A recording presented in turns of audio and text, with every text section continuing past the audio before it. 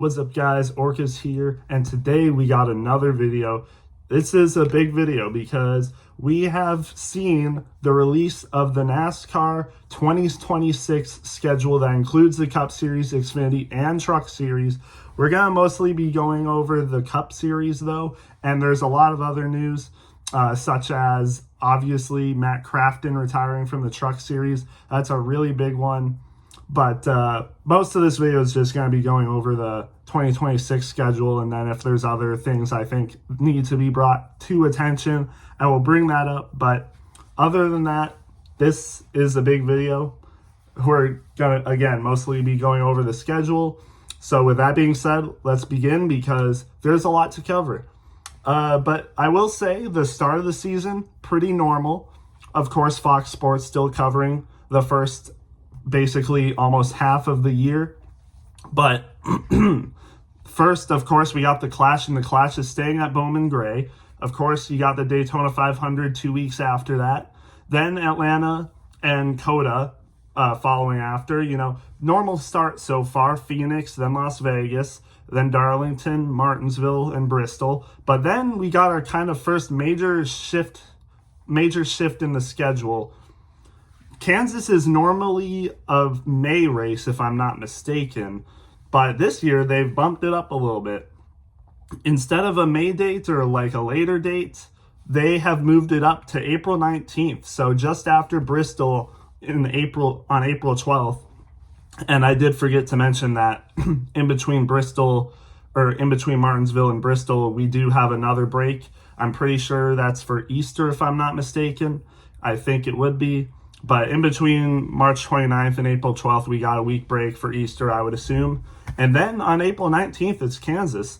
And Kansas going before Talladega is definitely a surprise, but it makes sense. I mean, just look at it. Darlington, Martinsville, and Bristol all back to back to back. That might be rough. That might be a little rough. It was rough this year because I'm pretty sure it was the same way this year with Darlington, Martinsville, and Bristol all back to back to back.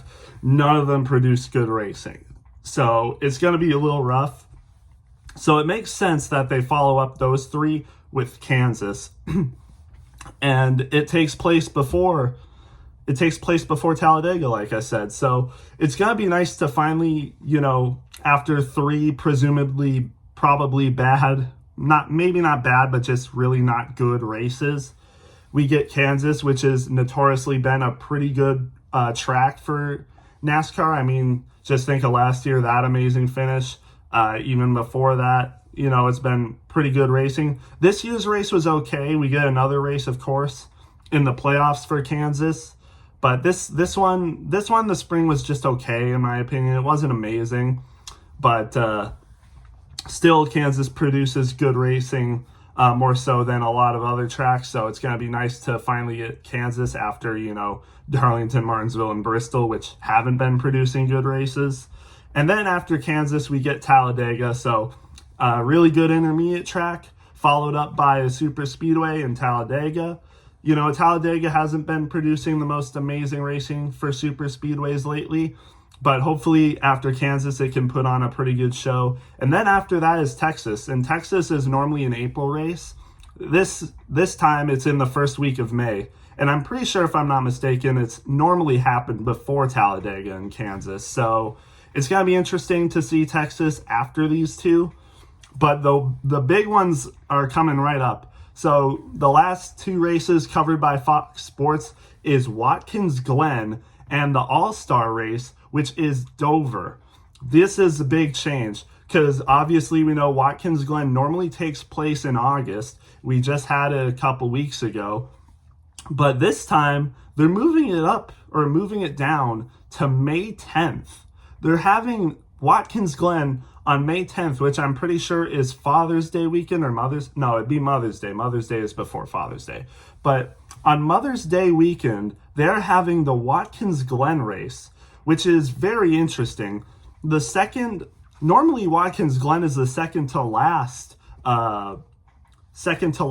road course race, but this time it's going to be the second road course race instead of the second to last. We have Coda in the spring, And then we have Watkins Glen in the late spring, which is, again, very interesting. It takes place before San Diego, which we'll get to. It takes place before, Sonoma and the Charlotte Roval, which, yes, is still in the schedule. We'll get to that.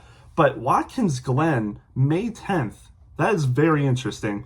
Again, I've only been a fan for a couple years, but Watkins Glen has basically always taken place in the late summer, but this time it's going to be in the late spring.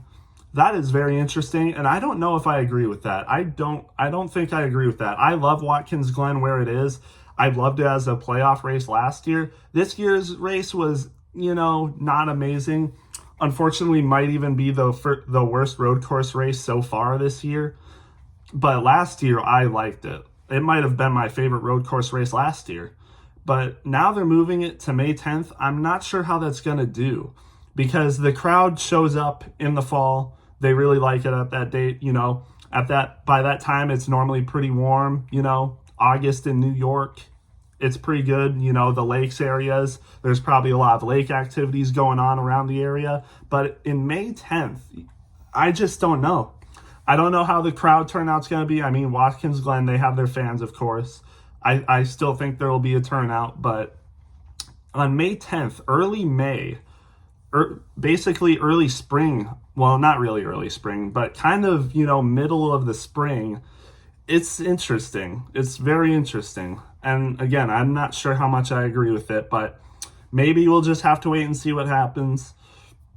But yeah, I don't know. It's definitely going to be interesting. And then another big news, Fox Sports' last race of the season is the All-Star race, and it is going to be at Dover Motor Speedway. Yes, Dover, a track that used to have two races, a track that used to host two races, then moved down to one normal regular season race, is now getting moved down even further to just the All-Star race. There isn't even a regular season race or a playoff race for Dover. It's just the All-Star race now. No points for drivers, no official wins that count towards drivers' points or even, towards the playoffs for points. It's just an All-Star race. It doesn't count for anything.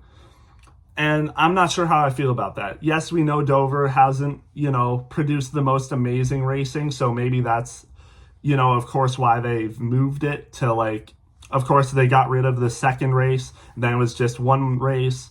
And now they're getting rid of that for it just to be the All-Star race. It's interesting. It definitely is. I'm not sure how much I agree with this either, because I do like seeing Dover as a regular season race. And, it's a classic NASCAR track. It's a standard track. It's, what you would say, I would say a normal track for NASCAR. There's nothing too flashy about it. It's the Monster Mile. You got Miles the Monster. You got that fun stuff to make it more interesting. But without that, it's just a classic standard NASCAR track. And I don't really think it deserves to have an all-star race. It's not going to make the track any more special. I just don't agree. I really don't think I agree with this for Dover to be an all-star race. And yeah, it's just, I don't know. But they did make it an all-star race for a reason, because we'll get to it. But the former all-star race track is now a regular season race, which we'll get to. But again, I just don't know. I don't think I like this Dover being the all-star race. Again, going from 2 to 1 regular season race, and now it's just an all-star race where nothing counts for it. Just, $1 million prize and, bragging rights, I guess, that to say that you've won an all-star race. But I just don't know. I liked seeing it as a regular season race, even though it doesn't produce the most amazing racing. Now it's an all-star race, and we're not going to see amazing racing unless they do some funky stuff with it. I'm not sure what they're going to do, what special stuff they're going to do with it, but it's interesting, to say the least. And honestly, I liked some other people's ideas about it. I was seeing on social media, low-key, make a second Atlanta race an all-star race. You already have Atlanta the beginning of the season, of course, but low-key, make Atlanta the all-star race. Make the second Atlanta race the all-star race. You could do some fun stuff with that. You could have, of course, the qualifying would be really cool. I mean, I like the duels at Daytona, seeing what open drivers make it and which ones don't. I really like that concept. I mean, Justin Allgaier racing for a spot under JRM in their first Cup Series race at risk of not making the race. I thought that was really intense. And it would be interesting to see what drivers make it and which drivers don't. You could do like dual races with Atlanta as well. That would be really cool, I think. But I don't know. That's just my idea. That's ideas I've seen from other people. I think an all-star race at Atlanta would be really cool. Plus, for the actual race, there'd be less drivers in the field. And we saw how that worked with the Atlanta race this summer. It actually worked pretty well because we had the big one early in the race. A lot of people were out of the race, and, it still produced pretty good racing with a lot less people. So I think it would have been pretty cool for Atlanta to have an all-star race, but nonetheless, it's Dover. I'm not sure. I'm not very excited for it, but we'll see what they do. But I don't have high hopes for it. But like I said, that's going to be Fox Sports' last race of the season, because then we go back to Prime Video yet again, back for another 5 races, and this time it is a little bit different. So we got Charlotte, of course, the Coca-Cola 600, followed by Nashville, but then it's Michigan, and I'm pretty sure Michigan has normally been later than this, it's normally been later than this. I can't remember what week it was, but I'm pretty sure it was after Mexico City, if I'm not mistaken. I'm pretty sure Mexico City was after Nashville. I might be totally wrong on this, but Michigan going after Nashville, again, not sure if they did that this year. I can't remember. But then you got Pocono, June 14th. And then, interestingly enough, you got San Diego. And yes, I'm pretty sure this makes sense, because I'm pretty sure Mexico City happened after Nashville, and then it might have been Michigan and Pocono.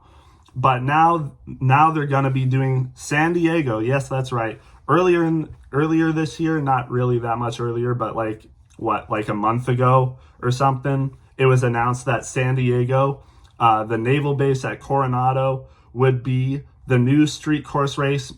Chicago is going to be taking a break.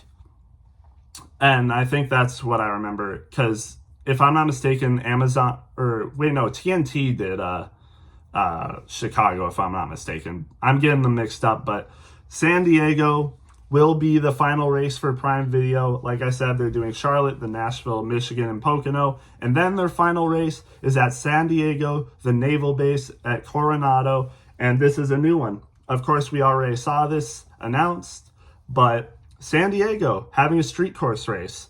Gonna be very exciting, especially on a naval base. I'm not sure how that's gonna work out, what they're gonna do, but it's gonna be interesting to see, because it's at a naval base. It's not in like the middle of a city like Chicago was, or it's not like in the middle of Detroit or, Toronto or St. Petersburg, which is gonna be on one of the schedules this year. One of the series is racing at it. I'll get to that. But San Diego at the naval base, gonna be an interesting race. And, the promotion they did for it was very, very cool. Credit to NASCAR Productions for that, because that was an amazing video, amazing promotion they did to announce it. But yeah, this is really cool. San Diego having a street course race, granted not really in the city. I think it will still be really cool. And we'll see what happens. We'll see if they extend this, but we did see, when it was announced that Chicago wouldn't be the street course race for the year, they did announce that they were looking at making, improvements and changes to the race, and perhaps they'll be back in 2027. We'll just have to wait and see, but I think this is going to be a cool race. I think, if I'm not mistaken, yeah, of course, 2026 is America's 250th birthday. So for it to be racing at, a naval base, pretty patriotic, military-esque, it's how we got our country in the first place.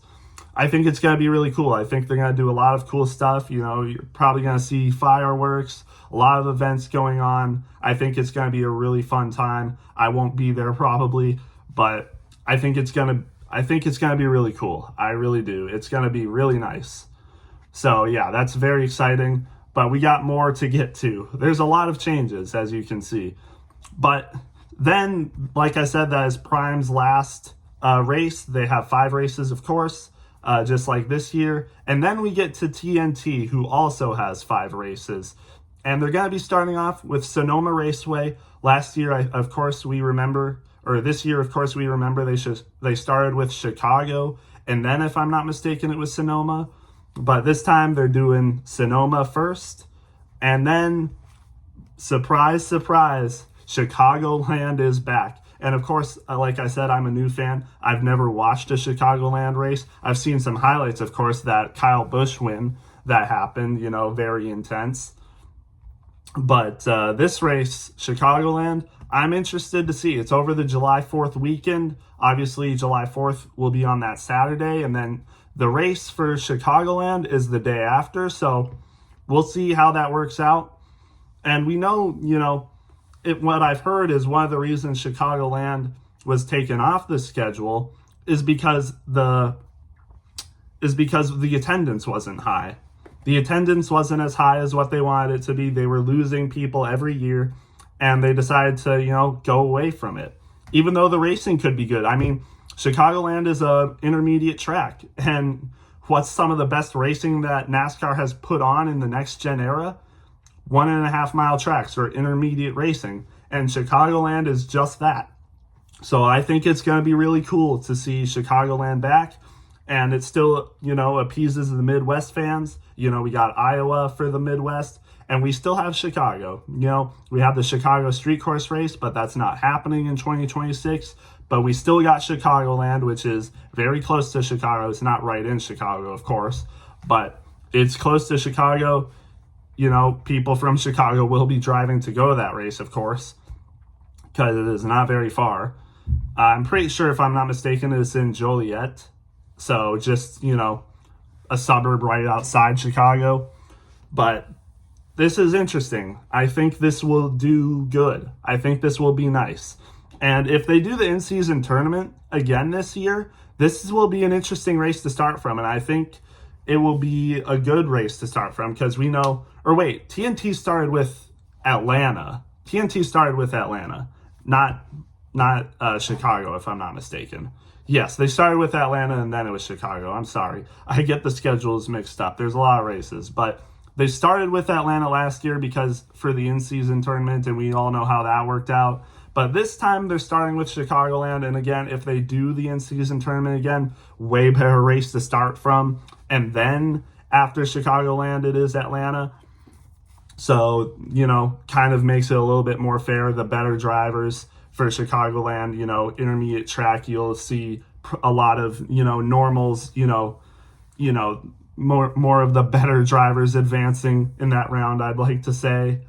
But yeah, it's going to be nice going to Chicagoland, an intermediate track, 1.5 miles, if I'm not mistaken. This is what we need. Chicagoland. Great pickup. So I'm very excited about that. And then we have Atlanta, of course. Great race. Always has been producing great racing since they made it a drafting track. I'm very excited for that. And then another big race coming up, still for TNT, their second to last race, North Wilkesboro, a track that got revived and made into an all-star race for 2 years, is now being made into an actual regular season race. Yeah, that's right. North Wilkesboro is being made into an actual regular season race. And honestly, North Wilkesboro has put up some decent racing. I would say, you know, since it became an all-star race, it's probably produced some of the better short track racing. Now you could argue maybe the reason for that is because it's an all-star race. It's not taken as seriously as a regular season race. They do some gimmicks with it and makes it a little bit more interesting. But now North Wilkesboro is being made into an actual regular season race. And this is very exciting. I think this is a good move. North Wilkesboro, again, an OG track again, I wouldn't know because, I'm a newer fan, but, they raced on it since like what, the 50s or 60s or maybe 70s. But again, it's an older NASCAR track. And then, kind of was buried away for a long time. And then they revived it for an all-star race, and now is being made into a regular season race once again. I mean, just crazy how North Wilkesboro has come along for NASCAR. That's unbelievable. I'm very excited about that.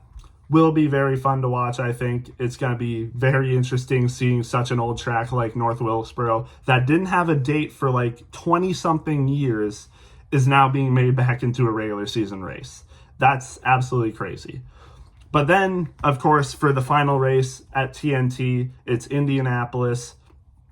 Of course, Indianapolis hasn't produced some of the most amazing racing. The strategy that came out of Indianapolis this year was pretty cool, but the racing itself wasn't amazing, like we said. But still, of course, Indianapolis being the finale race for TNT, of course, it wouldn't have been anything different. But again, interesting stuff for TNT. I mean, they get Chicagoland, they get North Wilkesboro as a regular season race, and they get Atlanta and Indianapolis. TNT kind of has a loaded schedule. I mean, four pretty important races for TNT, I would say. And Prime Video, they got San Diego and Charlotte. Like, I would say TNT has the better races over Prime. Now, Charlotte might produce better racing than perhaps all of these races, except for maybe Chicagoland. We'll have to wait and see. But they really don't have as much special races, important races as TNT. Of course, they got San Diego, a new street course race, but really, I mean, it's not amazing. I mean, I think the events taking place at San Diego will be a lot more interesting than the race, to be honest. I mean, these street course races like Chicago, it's more of an event than it is like important for racing, I would say. But we'll just wait and see. Maybe it will produce amazing racing. But, Chicago street course races, they weren't really that amazing. I don't expect San Diego to be a ton better for racing quality. But hopefully it'll be nicer weather and, it'll be not rained out like Chicago was so much. But again, they get Charlotte as well. Prime Video does, so they got that. But in my opinion, TNT's schedule is a lot more interesting, to be honest. And then, of course, that's their finale. It'll be interesting to see if they do the in-season tournament again, because I think these races that TNT have are way better for an in-season tournament. And actually, I forgot, Atlanta isn't even the second race for TNT. It's Sonoma first, and then Chicagoland, and then Atlanta. So this is a way better format, I think, for an in-season tournament in terms of races than this year's was. A road course being the first one for a bracket challenge is kind of interesting, but I don't think it's as bad as what Atlanta was for the first race for an in-season bracket challenge. But anyway, let's get to NBC. Iowa Speedway is NBC's first race, and if I'm not mistaken, it was their first race that NBC covered this year as well, so that doesn't change. And then it's Richmond, which I think this was Watkins Glen, or not necessarily. Let's see. No, because Richmond was just, never mind. But Iowa, I'm pretty sure was, this is right around the place where Watkins Glen would be. Like, in between Indianapolis, Iowa, Richmond. This is where Watkins Glen normally was. But now they're doing Iowa for their first race, and then it's Richmond. So normally Watkins Glen would be right around here, but it's not anymore. Richmond Raceway is the third to last race for that. And then you got New Hampshire, which is no longer going to be a playoff race. New Hampshire is a playoff race this year, but it's going to be the second to last regular season race. Unlike Richmond, Richmond was just this year's last regular season race, not anymore. Second to last, if I said that. Then you got New Hampshire, which is now next year's second to last race. And then Daytona is going to be the last race for the regular season. And that means Darlington, once again, will be the first round of 16 race. I'm pretty sure it's that this year. So nothing really changes there. You still got Worldwide Technology Raceway or Gateway. That's going to be in the round of 16. And then for the final race, assumedly would be Bristol Night Race for the final round of 16 race. And I don't think they're going to be changing anything. They're not going to be changing anything for, I guess like maybe because there were suggestions that maybe the championship race would be 3 races. But I don't think that's going to happen. I think the playoff format will relatively stay the same for 2026. So the round of 16 will still be 3 races. So Bristol will be the final round of 16 race. Then you get into the round of 12. Kansas in the round of 12 like normal. But then Las Vegas is in the round of 12. And if I'm not mistaken, Las Vegas has been a round of 8 race. It was a round of 8 race last year, if I'm not mistaken. I don't think it's actually a round of 8 race this year. I'd have to check the schedule again. But Las Vegas being in the middle of the round of 12, interesting enough. I don't hate it. It's a pretty good race. And then we still have the Charlotte Roval. A lot of people were hoping maybe it would be replaced. Just hope it would be another Charlotte race, another, how it is for the Coca-Cola 600, 1.5 miles. I think a lot of people were hoping that would just be a second 1.5 mile race, but it stays as a road course. It stays as the road course race for Charlotte. Nothing really special, so no changes there. And then some big changes here.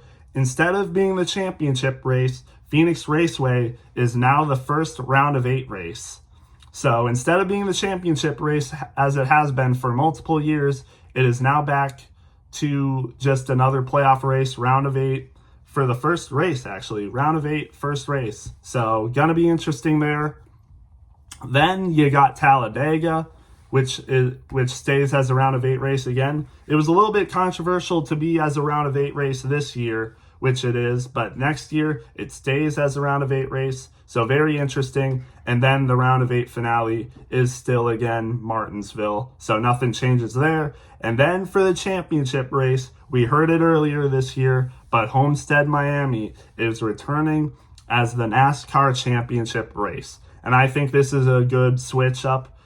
Phoenix, they do a good show for the championship race. They do a lot of things right for the championship race. Sure, the racing isn't amazing at Phoenix, especially for a championship race, but they do a lot of good stuff as the championship race. And, maybe it will return to the rotation for the championship race in the future. Maybe they do some switch ups with the playoffs and it's, maybe they do 3 races for the championship and Phoenix is one of them. And Homestead Miami could still be one of them. But for now, Phoenix is back out of the championship race, is a round of 8 race. The first one, then it's Talladega as the second round of 8 race, which will be very interesting to say the least.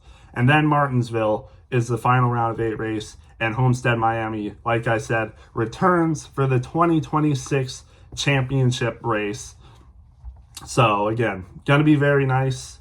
I think this is relatively a good list. There are some things I have issues with, like Dover only being the all-star race. It doesn't have a regular season date. This is the one race they race at Dover, and it's an all-star race. I don't know if I like that change, but then also you got Watkins Glen being in May 10th. I don't know how much I agree with that. I think the race will still be fine, but I think it was better staying, in August. But, that's just me.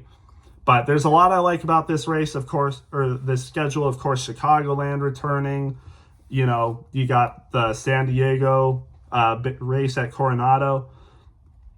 And, of course, TNT, then not having Atlanta be their first race, especially if they do the in-season tournament again. They got North Wilkesboro, which I think is pretty cool. And yeah, other than that, everything looks pretty normal. The Kansas date being switched, I think, is relatively nice. But other than that, that's the regular season schedule. This video has gone long enough, so I won't add much more. If you guys want me to make a news update video, let me know, because there are some things to talk about. A lot of things that have happened in the past week or two. So if you want me to get to that, I will. But with that being said, that's the That's the NASCAR regular season schedule. Let me know what you guys think about it, and I'll see you in the next one.